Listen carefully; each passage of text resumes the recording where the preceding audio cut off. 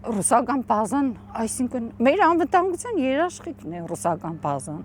Ես օրվա դրությամբ խոսում են Ռուսաստան, Չինաստան, Հնդկաստան, եթե ունենանք նման դաշնակիցներ,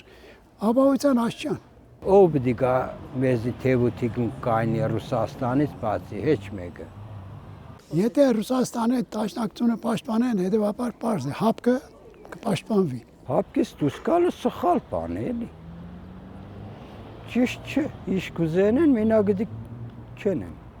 Ես ասեցի, ով է իմ նախընտրած դաշնակիցը, ուրիշ տարբերակ մենք չունենք։ Այդ ռուսական դրոշակը արդեն փաստ է, որ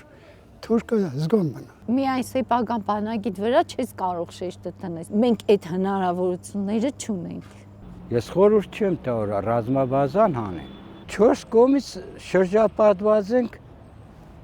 թշնամիներով։ Հիմա երբ որ ռուսական բազան դուրս եկավ, ով պետք է մտնի իր տեղը։ Ով պետք է գա։ Անկամ մտքուս չանցնում ինքը դուրս գա։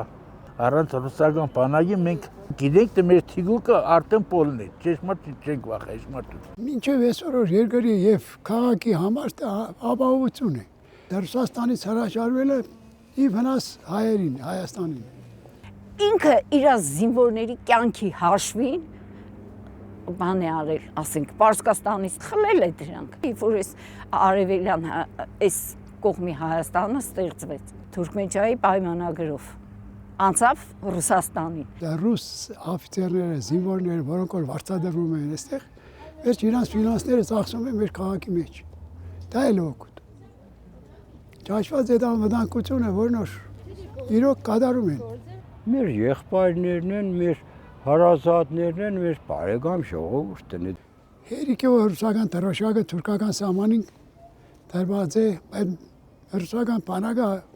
շատ խելոք իրանց համար ծառայում է։ Մեր անվտանգությունն է։ Վերջ, մեր անվտանգությունն է։